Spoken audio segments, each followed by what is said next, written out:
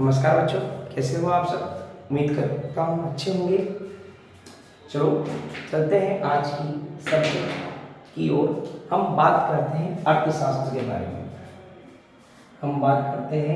अर्थशास्त्र के बारे में कल हमारी क्लास इसके विचार, इसके दृष्टिकोण तक सीमित थी। हम उसको थोड़ा आगे बढ़ाते हैं और बात करते हैं अर्थशास्त्र क्या है। अर्थशास्त्र क्या है तो मैं बताता हूँ आपको। एक ऐसा ज्ञान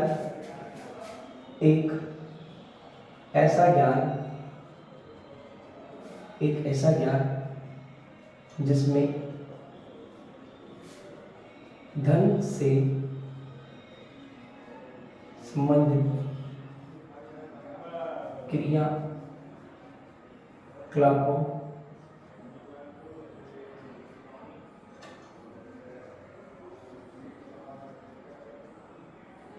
का अध्ययन किया जाता है। क्रियाओं का अध्ययन किया जाता है, उसे अर्थशास्त्र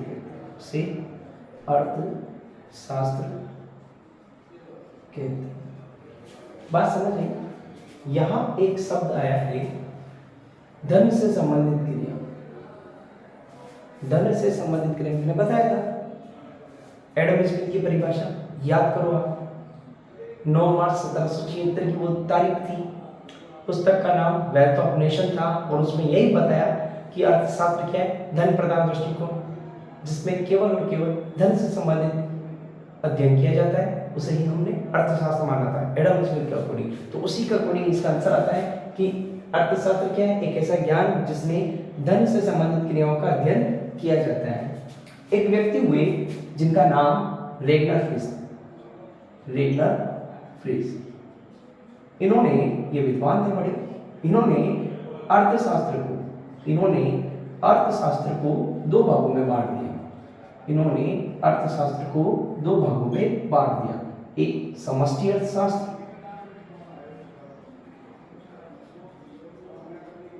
और एक व्यष्टि अर्थशास्त्र। अरे ये क्या कर दिया। जी हाँ, यही वो व्यक्ति थे जिनकी वजह से आपके दो बुक्स हैं, एक माइक्रो इकोनॉमिक्स एंड एक मैक्रो इकोनॉमिक्स। जी हाँ, समष्टि अर्थशास्त्र की बात करें तो मैक्रो इकोनॉमिक्स और व्यष्टि अर्थशास्त्र की बात करें तो माइक्रो इकोनॉमिक्स। ये दो पुस्तक थी, इनका विभाजन यानी कि अर्थशास्त्र का विभाजन कब हुआ, किसने किया, रेगनर फ्रिस ने। और आपकी पुस्तक के अकॉर्डिंग हम बात करें तो 1933 के अकॉर्डिंग इनका विभाजन हुआ।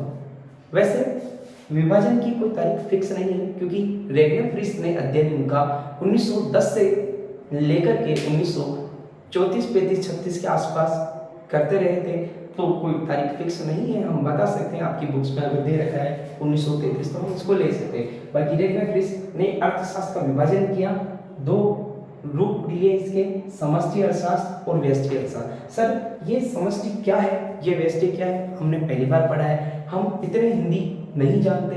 तो देखिए समष्टि और व्यष्टि, देखो समष्टि तो आप समझ जाओगे, क्योंकि समष्टि यानी कि जिसमें सभी शामिल हो वो समष्टि, जिसमें पूरे विश्व को लिया जाता हो, पूरे देश को लिया जाता हो, पूरे शहर को लिया जाता हो, पूरी क्लास को लिया जाता हो, तो वो समष्टि होती है। लेकिन व्यष्टि का मतलब होता है एक इकाई। व्यष्टि का मतलब होता है एक इकाई। तो यहाँ हम बात कर रहे हैं व्यष्टि अर्थशास्त्र और समष्टि अर्थशास्त्र के बारे में। तो जानिएगा आगे के स्लेब में आप देखोगे। हम बात करते हैं सबसे पहले व्यष्टि अर्थशास्त्र की। तो ये व्यष्टि अर्थशास्त्र क्या है जानिएगा। व्यष्टि अर्थशास्त्र को जानने से पहले मैं आपको बताना चाहूंगा व्यष्टि के बारे में। व्यष्टि एक हिंदी भाषा शब्द है जो अंग्रेजी के माइक्रो से बना है। तो बताओ ये कौन सा भाषा शब्द हुआ, ये अंग्रेजी भाषा का शब्द। लेकिन इसकी उत्पत्ति ग्रीक या लैटिन भाषा के शब्द माइक्रोस से हुई है। किससे हुई है, माइक्रोस से हुई है, जिसका शाब्दिक अर्थ इसकी उत्पत्ति है ना, इनकी उत्पत्ति उत्पत्ति कहाँ से हुई है इनकी? माइक्रोस शब्द से हुई, यूनानी भाषा का शब्द था जिसका शाब्दिक अर्थ छोटा या सूक्ष्म या व्यक्तिगत होता है। छोटा, सूक्ष्म या व्यक्तिगत होता है। अतः अगर हम इसके पूरे अर्थ को जाने तो अतः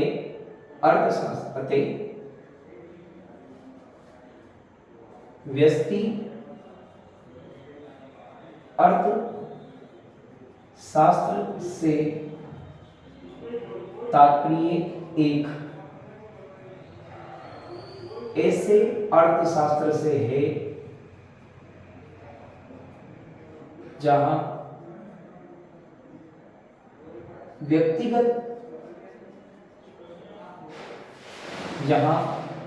व्यक्तिगत या छोटी या सूक्ष्म आर्थिक